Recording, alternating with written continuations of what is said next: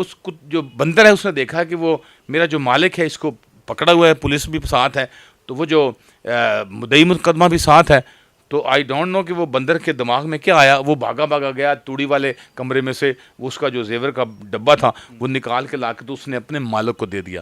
جب مالک کو دے دیا تو تفتیشی افسر نے کہا کہ یہ تو اقرار جرم ہے نا، یہ تو ابھی جو بندر نے خود اقرار جرم کر لیا ہے، تو وہ پھر اس کو بھی پھر انہوں نے اریسٹ کیا، بندر کو بھی انہوں نے اپنے قبضہ پولیس میں لیا۔ اور جو بندر گیا اس کی کیا سائیکی تھی اور یہ کس دفعہ کے تحت دی گئی؟ اچھا جی، اس میں یہ ہے کہ قانون بالکل موجود ہے اور جانوروں کو بھی اریسٹ کرنے کا قانون موجود ہے۔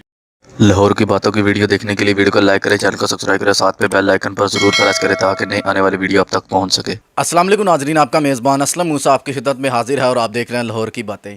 لاہور کی باتوں کی طرف سے ایک نئی بات لے کر آپ کی خدمت میں حاضر ہوں۔ ناظرین، آج میں ایسے وکیل کے ساتھ موجود ہوئی اور سب سے بڑی بات ناظرین میں کہتا ہوں، انسانوں کو تو آپ نے دیکھا ہوگا کہ وکیل نے لکھ دیا کہ آپ جیل جا رہے ہیں، لیکن ایک جانور جس کے اندر کتا اور بندر شامل ہے، ان سے جانیں گے کہ انہوں نے انسانوں کو تو جیل میں کئی بار بھیجا ہے، جانوروں کو کس طرح کس دفعہ کے تحت اور قانون کی کون سی ان کی شکل لگی ہے جس کے تحت یہ انہوں نے جو جانوروں کو جیل کی سلاخوں کے پیچھے بھیجا ہے۔ تو ہمارے ساتھ موجود ہے سید محمود الحسن غولانی صاحب، ان سے جانیں گے کہ یہ سوشل میڈیا پہ بھی ورک کرتے ہیں اور وکالت بھی کرتے ہیں، اس چیز کو کس طرح مینیج کرتے ہیں۔ السلام علیکم جی وعلیکم السلام۔ اسلم بھائی کیا حال ہیں؟ ویلکم۔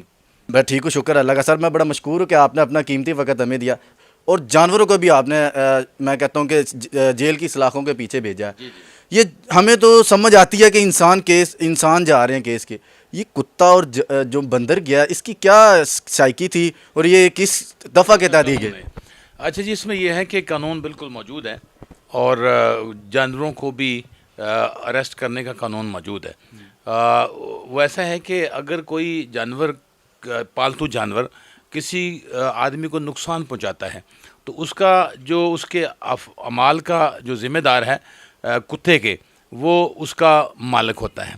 تو جو کتے کو میں نے جیل میں حوالات میں بند کروایا تھانے میں، وہ یہ تھا کہ ایک کتا جو ہے ایک آدمی نے کسی کے بیوہ عورت تھی، اس کے مکان پہ قبضہ کر لیا، تو جب اس عورت نے آگے سے ریزسٹ کیا، آگے سے اس اٹیک کو جب روکنے کی کوشش کی، تو اس نے کتا اس عورت کے اور اس کی جو بیٹی تھی جوان اس کے اوپر چھوڑ دیا اور اس کتے نے دونوں کو زخمی کر دیا۔ تو جب وہ زخمی کرنے کے بعد وہ تھانے میں گئیں تو وہ جو بدماش تھا وہ کافی انفلوئنشل تھا، بااثر تھا، تو ایس ایچ او نے پرچہ درج نہیں کیا، تو میرے پاس آ گئی، تو میں نے اس کو دیکھا، بیچاری وہ بڑی انجرڈ تھیں، زخمی حالت میں تھیں، تو میں نے اس سے پوچھا تو کہتی جی ہمیں تو کتے نے زخمی کیا ہے۔ تو میں نے پھر ان کا فوری طور پہ میڈیکل کرایا، میڈیکل چیک اپ، اور میڈیکل کے بعد پھر میں نے وہ میڈیکل ساتھ لگا کے تو میں نے سیشن کورٹ میں پٹیشن دائر کر دی زیر دفعہ 22 سے 22B ضابطہ فوجداری، تو وہ سیشن کورٹ سے ڈائریکشن ہوگی ایس ایچ او کو کہ پرچہ درج کیا جائے۔ تو جب پرچہ درج ہو گیا وہ ملزمان کے خلاف، تو وہ ان کو پکڑ لیا پولیس نے، تو پکڑنے کے بعد جب ان کا ریمانڈ ہوا تو میں نے پولیس تفتیشی کو، پولیس افسر کو کہا کہ جو کتا ہے اس کو بھی آپ برآمد کریں ان کی کسٹڈی سے، تو اس کو اریسٹ کریں اس کو۔ تو اس نے تفتیشی نے کہا جی کہ میں کون سے قانون کے تحت اس کو پکڑوں؟ تو میں نے کہا کہ جب کسی بندے کو کوئی بندہ قتل کرتا ہے یا کسی کو مارتا ہے، کوئی چھری مارتا ہے، تو جب وہ ملزم پکڑا جاتا ہے تو وہ چھری یا وہ جو گن ہے جس سے وہ اٹیک اس نے کیا ہوتا ہے وہ برآمد ہوتی ہے as a weapon of offence, as a آلہ واردات۔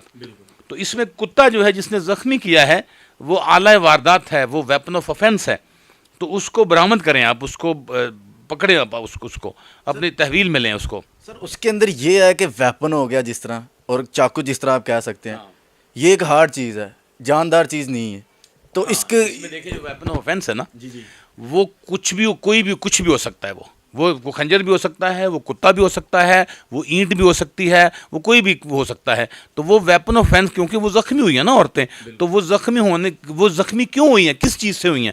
وہ کتا ہے یا وہ چھری ہے یا گن ہے یا اینٹ ہے، تو وہ اس کو ویپن آف اوفینس کو قبضے میں لینا پولیس جو ہے اس کی ذمہ داری ہے۔ تو اس میں وہ ایسا کوئی قانون نہیں ہے کہ جو ایک جاندار جو اگر چیز ہے تو اس کو آپ نہ قبضے میں لیں، وہ اس کی ڈیوٹی ہے، this is the duty of the investigating officer. تو وہ پھر جب اس کو میں نے کہا تو اس نے پھر اس کتے کو اپنی تحویل میں لیا اور تحویل میں لے کے اس نے تھانے میں وہاں پہ بند کر دیا. جگہ بنی ہوتی ہے اس طرح کی تھانے میں کہ جہاں پہ کوئی ایسے مویشی یا کوئی ایسے جانور جو کہ آوارہ یا وہ پکڑ کے وہاں پہ حوالات میں بند کرتے ہیں، تھانے میں جگہ ہوتی ہے. تو وہ پھر اس کو بند کر دیا اس نے. تو اس کے بعد پھر جب وہ پکڑے گئے ملزمان تو پھر ان کو احساس ہوا کہ ہم نے زیادتی کی ہے، تو پھر انہوں نے وہ مکان واپس کیا، ان سے معافی مانگی. تو اس کے بعد پھر ان کی بیل جو ہیں وہ صلح بیس کے ہم نے ہو گئیں. تو وہ جو کتا تھا وہ بھی انہوں نے پھر سپرداری کے اوپر وہ پھر لے لیا.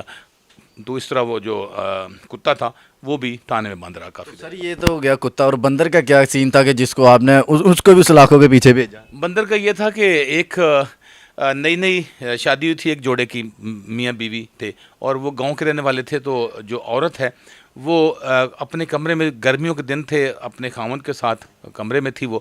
تو رات کو سو گئے وہ تقریباً کوئی 2-3 بجے رات کو جب گہری نیند آ گئی ان کو. تو وہ بندر ہے وہ پڑوسیوں کا بندر تھا، انہوں نے پالتو رکھا ہوا تھا. تو اس نے وہ جمپ لگا کے ان کے گھر میں گیا اور وہاں پہ جو پیٹی کے اوپر اس کا جو زیور ہے، زیور والا باکس، تو وہ اٹھا کے تو وہ اپنے گھر میں لا کے اس نے کہیں جگہ پہ رکھ دیا.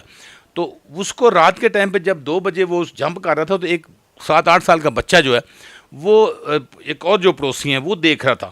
تو اس نے پھر صبح جب بتایا کہ یہ جو بندر ہے یہ زیور لے کر گیا، جب وہ اس عورت نے کہا کہ میرا زیور تو وہ لے گیا. تو جب وہ 8-9 سال کا بچے نے بتایا تو وہ جو مالک ہے بندر کا وہ اس چیز پہ وہ نہیں آ رہا تھا، کہ وہ کہتا ہے یہ ایسے کیسے ہو سکتا ہے کہ بندر جو ہے وہ چوری کرے، اس کو کیا پتہ ہے کہ اس میں اتنا قیمتی ہے یہ چیز.